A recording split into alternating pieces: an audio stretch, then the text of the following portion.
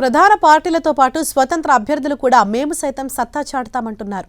నామినేషన్ల విత్డ్రాపై మరింత సమాచారం ఆదిలాబాద్ నుంచి మా ప్రతినిధి ప్రేమ్ సాగర్ అందిస్తారు.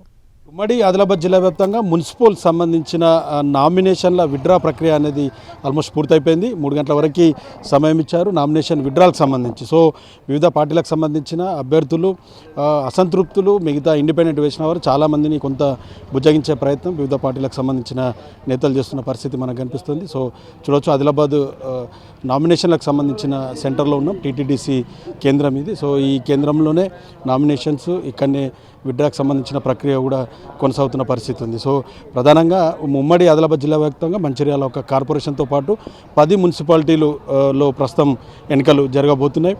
ఆదిలాబాద్, నిర్మల్, బైన్సాతో పాటు ఖానాపూర్, లక్షట్పేట్, మంచిర్యాల, చెన్నూరు, బెల్లంపల్లి, దాంతోపాటు కాగజ్నగర్, సిర్పూర్, ఆసిఫాబాద్తో పాటు వీటన్నిటికి సంబంధించి ఎన్నికలు ప్రస్తుతం జరగబోతున్న పరిస్థితి ఉంది. సో అన్ని పార్టీలకు సంబంధించి ప్రధానంగా వివిధ పార్టీలకు సంబంధించిన రాజకీయ పక్షాలు కొంత సీనియర్స్ని పక్కన పెట్టడం పట్ల కొంత తీవ్ర అసంతృప్తి కలుపుతుంది. దీంతో కొంత రాజకీయం అనేది రసవతరంగా మారిన పరిస్థితి చాలా స్పష్టంగా కనిపిస్తుంది. సో కొంతమంది ఉన్నారు అసంతృప్తి.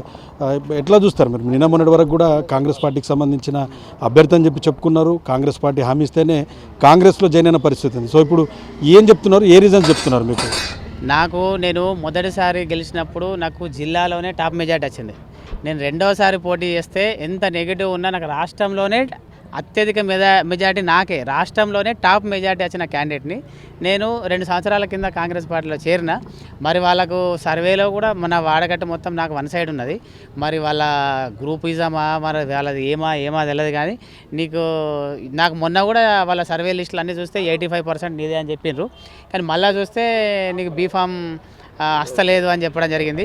ఏది ఏమైనా నేను పబ్లిక్ మనిషిని, ప్రజల్లో ఉండే వ్యక్తిని, ఇండిపెండెంట్గా బరిలో ఉంటా. నా వాడకట్టోళ్ళు నాకు నిన్న 200-300 మంది ఇంటికి వచ్చి కలిసిండ్రు. అన్న నీకు పార్టీ అవసరం లేదు, నీ ఫేసే ఒక బ్రాండు, నీకు రాష్ట్రంలోనే టాప్ మెజార్టీ వచ్చిన క్యాండిడేట్, నీకు పార్టీతో పని లేదు. అయినా పార్టీ వ్యక్తుల మీద, సీనియర్ల మీద నాకు ఎలాంటి కోపం లేదు.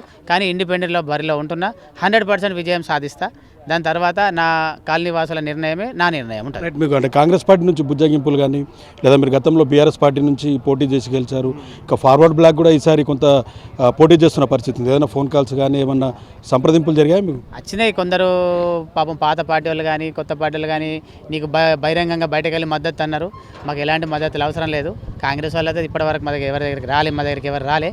అయినా కానీ ఎనీహౌ మేము పబ్లిక్ మనుషులం, 100% మేము ప్రజల మధ్యలో ఉంటాం, ఇండిపెండెంట్గా పోటీ చేస్తాం, విజయం సాధిస్తాం. సో ఓవరాల్గా రాజకీయం రసవత్తరంగా మారిందని చెప్పుకోవచ్చు. ప్రధాన పార్టీలకు సంబంధించిన అసంతృప్తులు కూడా నామినేషన్లు వేశారు. కొంతమంది ఇండిపెండెంట్, కొంతమంది ఫార్వర్డ్ బ్లాక్ పార్టీలతో పాటు అందరూ కూడా బరిలో ఉన్న పరిస్థితి మనకు కనిపిస్తుంది. సో చాలామందిని బుజాయించి విత్డ్రాల్ చేయించినప్పటికీ కూడా ఇంకా ఎక్కువ సంఖ్యలో ఈసారి అభ్యర్థులు బరిలో ఉన్న నేపథ్యంలో సో ఏం జరుగుతుంది, ఏ పార్టీ మున్సిపాలిటీల పైన జెండా ఎగరవేయబోతుంది, మున్సిపల్ చైర్మన్ స్థానాన్ని కైవసం చేసుకోబోతుంది అన్న దానిపైన ఇంకా సస్పెన్స్ కొనసాగుతుంది. రేపటి నుంచి కెమెరా పర్సన్ చంద్రతో ప్రేమ్ సాగర్, 10 టీవీ, ఉమ్మడి ఆదిలాబాద్.